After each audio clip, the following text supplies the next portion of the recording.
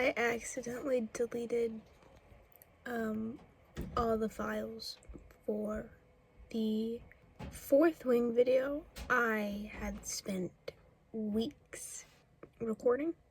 Can't find them. They no longer exist. I wish I could have tears, but at this point, I'm not. I'm so tired. I can't even.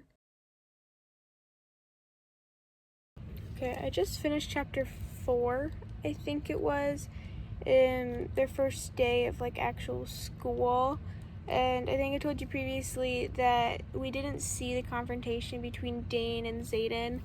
And then it was never brought up in chapter 4, which pretty much immediately follows it. And so I'm lost and confused, kind of. But the beginning of chapter 4 was actually really interesting. I really enjoyed it. It was talking about, there was an attack on one of the villages, and the teacher of that class was like having them go through and like ask questions to try to deduce what happened there, and like it's called wards. I guess they're like protective shields, like how the wards broke and like why they would and why the enemy was there to begin with and stuff like that. And that was really interesting because that was like all the world building.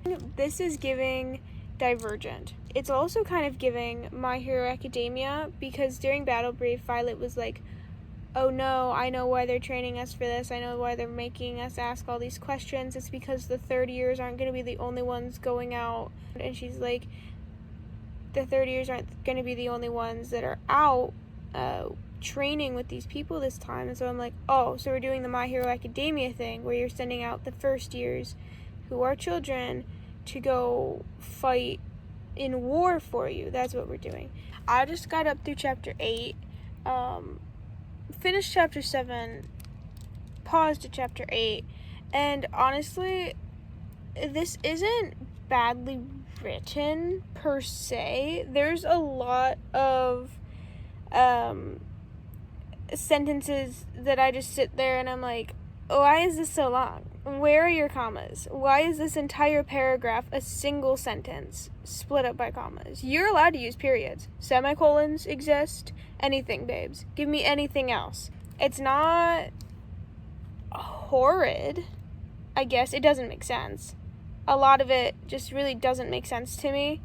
A lot of the rules that are getting thrown in, like here and there, a lot of the world building that's being introduced to us doesn't make sense. But honestly, I'm enjoying this a lot better than I expected to, I guess, which is fine. It's not my favorite book at all, by any means. But I'm not sitting here pulling my hair out like I was with Powerless. Not having a good time right now. So the first part of this chapter was literally just all about sex. Like, that was it. Like, they weren't having it. They were just talking about it. Like, all of them. Every single character. And I'm just sitting here. I don't want to hear about this.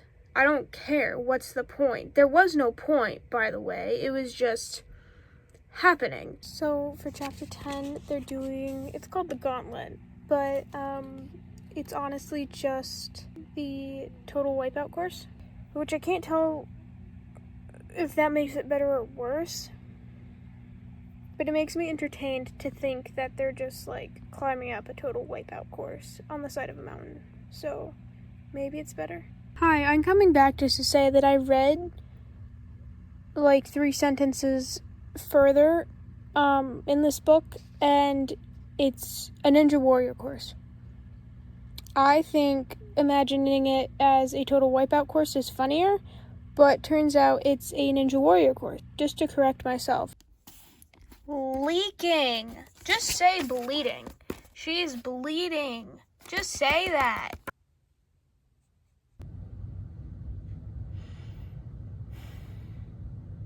Chapter 12 takes place right after chapter 11. This is the part. Like, she wanted to throw in a little extra badass today. Rebecca, I swear, if you don't... So, what are they doing right now? There's, like, 100 dragons. There's 169. Rebecca. Cadets. Meaning 69. people aren't gonna get dragons, or even less of them. I don't know. Some dragons don't bond. I don't know how this works.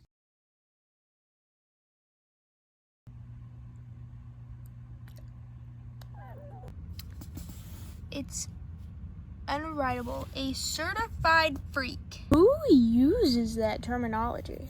Who? Certified freak? Is that something people really say in real life conversations? Is that something people really do? Everything about this is so childish. Like, all the dialogue is so, like, Disney villain, but not the good Disney villains. Not like Maleficent or Frollo from The Hunchback of Notre Dame, whatever his name was. Like, it's not a good Disney villain. It's Chris Pine's King from Wish. Like, that's what I'm getting from this. Like, everyone is so comically villainous that I don't take anything of this. I don't take any part of this seriously. Guess who? I am so sick of the fact that this is all just so convenient. I wish my life was this convenient. You know, I wish everything was just so obviously foreshadowed for me. And I could just be like,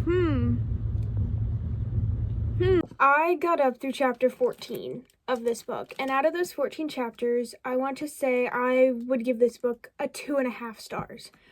Don't know what the half is for. It's just there. It's just there for a good time. I went into this with little to no expectations. I did expect it to be as bad as Powerless. Or as incoherent, I guess is the better word, as Powerless. Instead, I got something that was partially enjoyable. Who would have thought? We did start to dissolve a little bit.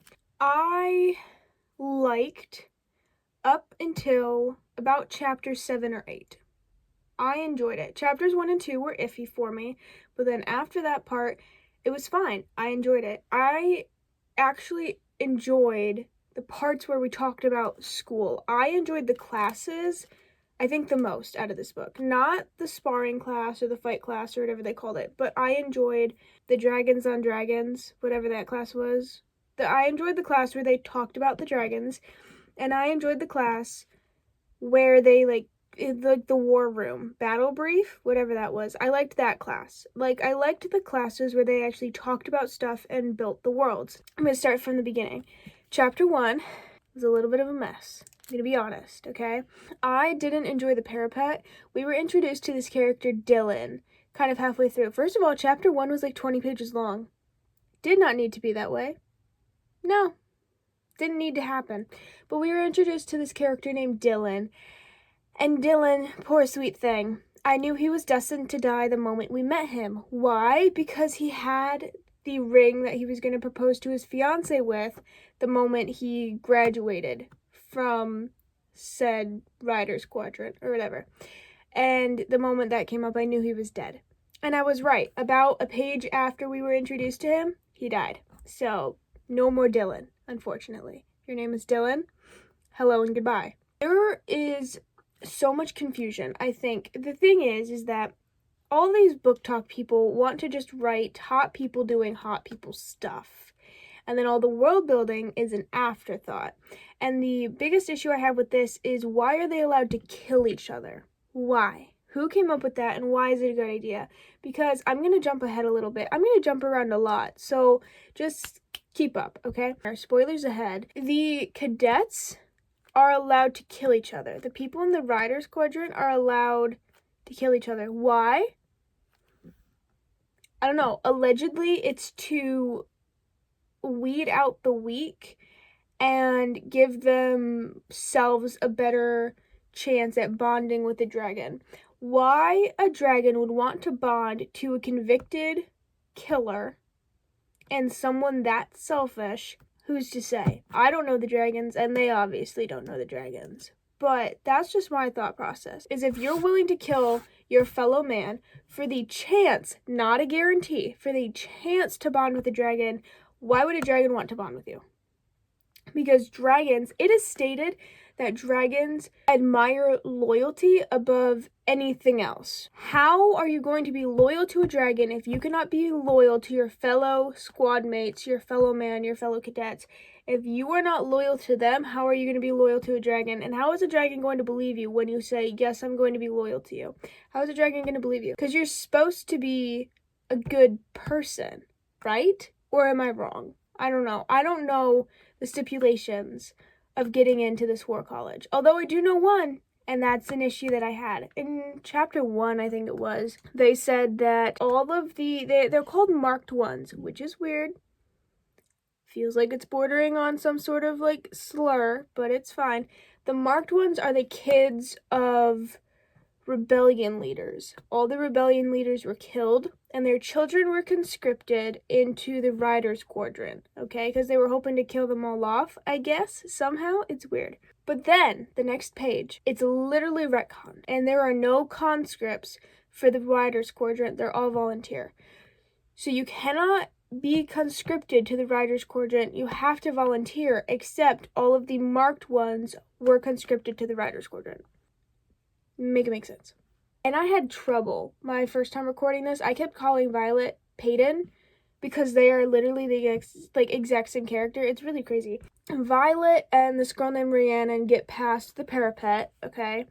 And there's this character named Jack, and Jack is basically the Draco Malfoy of this story, okay? He has no other purpose but to be kind of a dick to Violet. Like, that's his only character trait, is being a dick. Jack goes on to just randomly kill people whenever he feels like. Like, you're allowed to kill each other except when you're in school, on the training mat, sleeping, like a whole bunch of other variables. There are certain other variables within those variables where you are allowed to kill each other, and it was really weird because the part that made me the most confused was that they were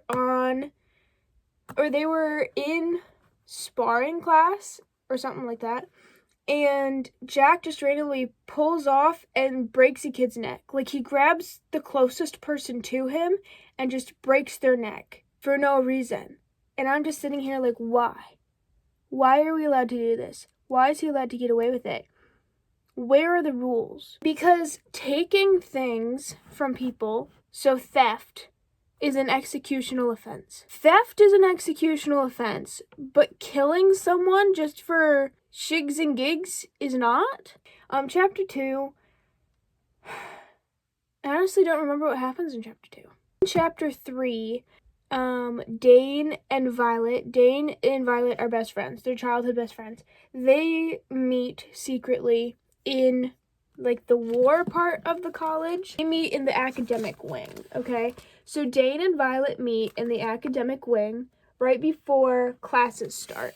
And while they're in the academic wing, they're, like, hiding for some reason, because I guess they're not allowed to be seen together, which is weird because they're together, like, every other time, but just not this time. I don't know. It was strange. I think it was just for drama, which I can say about a lot of things that happen in this book. Classes start. They run out from behind this, like, pillar that they're sitting behind, and Xaden is staring at them. He's watching them because Xaden has shadow magic, and the moment Xaden has shadow magic, you know that what's her face, Peyton, Violet, or whatever, has lightning magic. The reason that he knows they were there was because of his shadow magic, I guess. It's heavily implied multiple times that he sees everything that goes on because of his shadow magic. And it's like, where are the limits to the shadows? Where are they? Like, because the shadows can create a form and then can, like, touch stuff, and it's weird, and they can grab things. I'm like, where are the limits to this magic? Where is it? Where are they? I don't know if it's ever explained. I didn't get that far. Xaden is goading Dane and Violet, and Dane tells Violet to run. This book is written in first person, and I made a note. I wish I could, I bet I could find it if I looked, but I talked about how I picked up this book, and then I picked up another book that I had listened to in audio before, years ago, when I was like 14, and both of these books are written in first person, but the way that this book does first person compared to the way that this book does first person is absolutely wild. Another thing I want to show you is just the sizable difference. This is 280 pages, I think, and this is like at least 500, and just look at the size difference. But I started this book after I had started this book, and the way they do first person is so different. So I'm going to give you a quick side-by-side comparison, because I am going to read this book and I am going to give it a review for my channel, okay? The difference between this book and this book is Jennifer knows how to write explanation. Explanation and exposition are different, okay? They are different in the way that they are presented. During chapter 2, we get a whole bunch of Violet just expo dumping. I didn't really believe at first how bad the expo dumping was in this book, but this entire page is exposition. This entire page is exposition. And then this entire paragraph is exposition. This entire paragraph was the beginning of our exposition. This entire paragraph, like this entire chapter, this is exposition. So much exposition that it's absolutely sickening. It was so boring, I didn't even read half of it. There are good ways and there are bad ways to go about this. If your person is a scribe, like Violet is in this book, first of all, they would be smart. Violet has no common sense. She's book smart, she's not brain smart, okay? She has no brains. She's repeating information to herself, except it wasn't information in the way of like silly little facts. Someone could be repeating the periodic table. Someone could be repeating pi, you know? There are other things than just expo dumping your world to us in 3 pages. Like, we have a map. We don't necessarily need all that in the bag of chips, but she gave it to us anyway. And that's why this is such a notable difference, because please, because this, the way that they explain like the world is so much more like in pieces, and the main character of this started out in an orphanage, and so everything is sort of skewed from the vision of like that orphanage, if that makes sense. Well, we started here, and this town are important for these reasons, for this region, but they are also this far from our final destination. And it's just a very simple, clean way of explaining the world to us without overdoing it and without pointless exposition dumping. I'm gonna read this and do a review of it because I want to prove that I can read books and like them, because right now the only books on my channel are ones that are not up to par. Another issue I had with this was every single chapter, kind of after chapter 4, was action. Like, there was never a breath. You know how anyone who has ever taken writing classes, they always tell you to start low and work your way up to your like climax, and you can have little mini arcs within that, or little like spikes of action. The only time we had a chance to breathe, the only time we had like a rest, was when we were in class. Like, that was it. All the other times there is some sort of conflict going on. And I think that's because at the end of the day, this book doesn't have an actual conflict. And I can tell you that because the inside synopsis of this book literally does not tell you at all what the plot of this book is. It does not say, oh, they need to go fight a battle or whatever, or people are coming to attack. It literally doesn't say that. It just describes Violet. It doesn't say much at all. It tells you who the characters are, and that's about it. I think the worst part of this book was that when it got popular, okay, I'm gonna get real close to you, and I'm gonna get real quiet, and I'm gonna tell you this really quietly, and I'm gonna be gentle when I say this. White middle-aged women love this book, and I know that because when I worked with a theater group at a conservatively Christian group, all of the white conservative moms were talking about how much they loved this book. And I would like to ask them, why? Why do you like this book? What part of this book is good? You are a conservative. The 14 chapters that I read of this book had 47 F-bombs, meaning there was an F-bomb or a variation of such every 3 pages. There is also premarital sex in this book. They talk about sex a lot, actually. That was probably my number one complaint, is that any conversation that any of these people have, granted Violet, are talking about sex. Literally all of them. Pretty much all of them are talking about sex all the time. And I'm like, this book is adult, I get that, but it can act more adult than this. I get it's adult because Violet is 20. 20-year-olds don't all talk about this. And not all the first years are 20. You're volunteers. You can literally volunteer at any age to become a dragon rider. But the fact that these conservative Christian moms read this book was surprising to me, because these are the same conservative Christian moms that would be like, oh, my child can't read this. I don't allow my child on the internet. The internet will turn my child gay. The books will turn my child gay. May I raise you, did you read this book and start using the F-bomb? Did you read this book and start having premarital sex? It's almost like what you read does not change who you are as a person. It's almost like what you read does not influence you to the degree for you to start using the F-bomb or having premarital sex. It's almost like what you read does not describe you as a human being. It's almost like it's just a book. Who would have thunk? That little side rant over. Chapter 3, we don't get to see Dain and Xaden have this confrontation, because that's the whole thing, is that Xaden is supposed to be that person to kill Violet. Everyone's like, don't let Xaden near you. He'll kill you. Your mom killed his dad. He's gonna kill you. And it's like,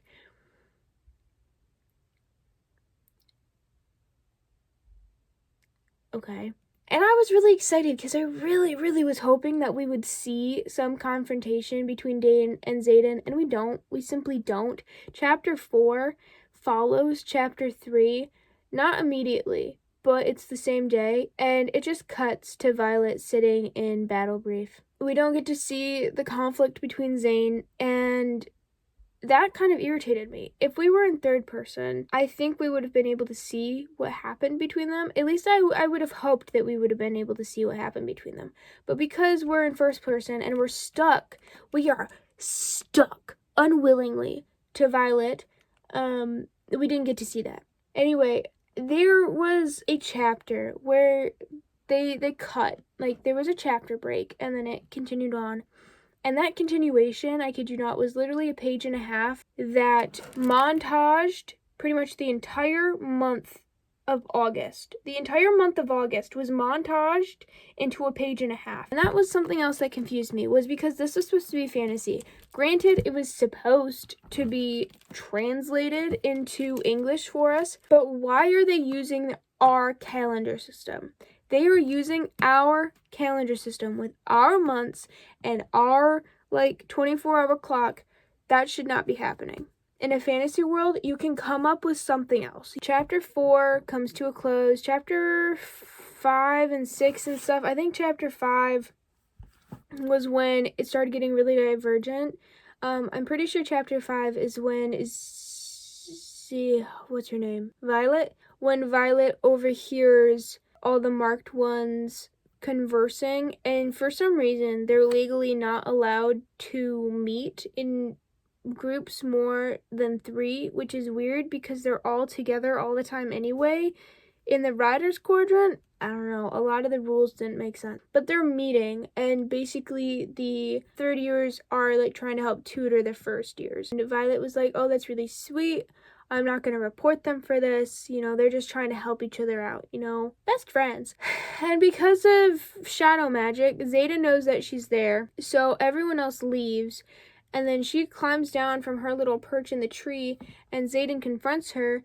And he's like, are you going to tell, or am I going to have to kill you? And she's like, I'm not going to tell, and you don't have to kill me. And then she throws her daggers at his head, and they miss, and he's like, you missed, and she's like, back up, and he backs up, and the knives are pressed against his ears, Divergent much. The other thing that gave Divergent was the fact that they're in a sparring ring all the time. Moving on, at some point I think it's Chapter 8 maybe, or something like that, they get to a point where all these chapters blend together because literally nothing happens, but something always happens. It's a really weird mix of pointless expo dumping with hints of action. I don't know. But at some point they get to, what do they call it? A gauntlet. And a gauntlet is a low-key, a total wipeout course.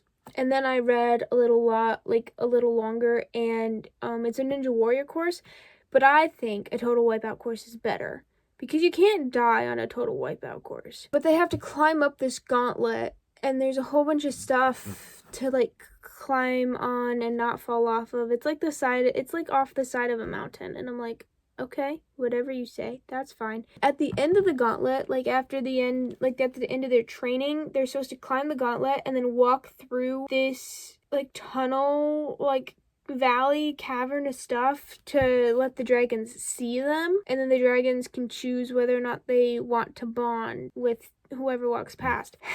Now, the thing that confused me about that was I thought there was 12 dragons wanting to bond. I thought that's why this was such a thing people were fighting over, because there were 12 dragons, and there's over thousands, quoted in the beginning of this book, thousands of cadets, and so many of them want to be dragon riders. So I thought that there was 12 dragons that these hundreds of adults and whoever were fighting over. I thought that's what the issue was. Turns out there's 100 dragons, and there's 150 cadets that want to bond. So not as much of an issue as I thought it was. I understand trying to kill people if there's only 12 dragons and there's 600 of you. I understand at that point. That I think is more kind of thrilling and anxiety inducing than 100 dragons to 150 cadets, because only 50 of you are losing. But the thing is, why are you killing each other? If a cadet doesn't bond to a dragon, or a dragon doesn't want to bond with a cadet, just send the cadet over to the infantry. Just send them to a different part of the college. Why are you letting all these people die when you could be using them in different spots for your war? Wouldn't you want that? Wouldn't you want all hands on deck if your magic is failing and your griffin, the griffin and wyvern, and if these people are attacking? Don't you want as many able-bodied people who are willing to fight for you, fighting for you? Don't you want that? Or am I just a little silly? Anyway, Violet is too small, because of course she is, to get up the chimney where you have to put your arms and legs out and scoot yourself up, so she's too small. So she's I have a plan. I have a super smart plan to get up the gauntlet on actual gauntlet day. Please tell us the plan. That would be useful. We don't know the plan ever. She doesn't tell us the plan. We just see the plan put into motion, because they said that there's no ropes to catch yourself on if you fall, but yet somehow she uses a rope to get up the chimney. There were no ropes previously, but somehow she gets one. I don't know. That was confusing to me. I didn't understand. The other thing is that Xaden fights her at one point. He fights her in the sparring ring. They're training, fighting, kind of. And she gets thrown around and beat up and sat on and twisted and all this thing. Because she has, it's not outright said that she has Ehlers-Danlos syndrome, but I think Rebecca has Ehlers-Danlos syndrome, which is a really hard thing for me to say with my dyslexia. It's assumed that Violet has the same thing. So she's getting flipped around by Xaden and having no issues, okay? No issues with any of her joints or pain or anything like that. But if she breathes the wrong way, she was running through the forest at one point and stepped on a branch and literally broke her ankle because she stepped on a branch wrong. Every time she has to do some sort of physical anything, she is climbing stairs even, was hurting her knees. And it's anytime she has to do anything ever, she is constantly complaining about how it's putting strain, and how she has to box in her pain to keep from feeling. The moment Xaden steps up and the moment Xaden's throwing her around and beating her up, all of that just disappears. I don't understand the correlation causation between what happens and how the pain, it's almost it's there for plot convenience. A whole lot of other things in this book were there for plot convenience. And that's the issue that I have with a lot of these books, Powerless and Lightlurk as well, is that if you're putting something in your book, it needs to exist outside of your main character. That's the point of world building. You are building your character around the world. If you build your world around the character, that's how plot convenience happens. That's how you get Violet poisoning every single person she has to fight in the sparring ring before she actually fights them. Plot convenience, because conveniently the ravine next to the Riders Quadrant has all of the poisons she would ever need to take these people out before she actually has to fight them. And that's because you have built the world around your character and not your character into the world. I wish my life was this convenient. Not all of us can be so lucky. You know what I mean? Yes. I heard you just going, ooh. It'd be silent. Yeah, it'd be silent for a second, then I just I'm trying to remember where I left off. Yeah, oh right, how her joints only hurt when they need to hurt and don't actually, cause plot convenience. Then stuff keeps happening, and she makes it up the gauntlet, and then has to walk and find her dragon who's in the middle of the woods. But before that, I had a complaint about that before. When they were talking about the dragons on dragons, or whatever that class was, they were talking about how there is only one black dragon, and he's not bonded to anyone. The only black dragon that's been born in years, the only one that's people ever seen, and I'm like, that's giving Toothless. That's Toothless. But, like, the moment he was brought up, you were immediately like, oh yeah, that's gonna be Violet's dragon. Obviously. Like, it's obvious. She's a special with silver hair. Of course, she's gonna have a special dragon, too. You know what I mean? But not only does she get one dragon, she gets two dragons. She gets a black dragon, and she gets a gold dragon that they didn't even know existed. So not even is she the special, she's the special. That annoyed me. Because chapter 14, which is where I left off, we're introduced to her dragon, who's bonded to her. And how he's bonded to her, who knows, okay? Because he wasn't there when they were walking through the cavern to let all the dragons see them. I don't even know how he knows she exists at this point, okay? So they're doing all that, alright? And during chapter 14, they have to go find the dragons, and she climbs a tree. She somehow climbs a tree with these bad joints that she has, and she sees the golden dragon, and she's like, oh, okay, I'll just head in that direction somehow. And she climbs down, and she overhears Jack and his Goonies, so Crab and Goyle, and they're like, we're gonna go kill the golden dragon. And it's like, why? First of all, why? You think a dragon is gonna bond with you after you have killed one of its own? That didn't make sense. She was like, oh no, I need to go warn this gold dragon. They keep calling the gold dragon a baby, and it's like, even if it is, it's gonna grow up. You know what I mean? Like, I don't understand your logic. There isn't any. I understand that now. There wasn't any to begin with. She goes and runs. This is where she breaks her ankle by stepping on a stick, okay? She runs, somehow makes it to the clearing before Draco and his Goonies, even though they were ahead of her, but she makes it to the clearing first, breaks her ankle in the process, and then is trying to get the dragon to fly away. She's like, get out of here, like, shoo. And it doesn't work, and Draco and his Goonies come in. They're like, oh, look at it, we're gonna kill it, it's so small. They called it a certified freak. That terminology was used in this book. They called that dragon a certified freak. And I'm like, how many days a week is it a certified freak? Besides that, she steps forward with this broken ankle, okay, and is like, I can't fight all three of them, but I will for this dragon. And she steps forward, and she's like, stop!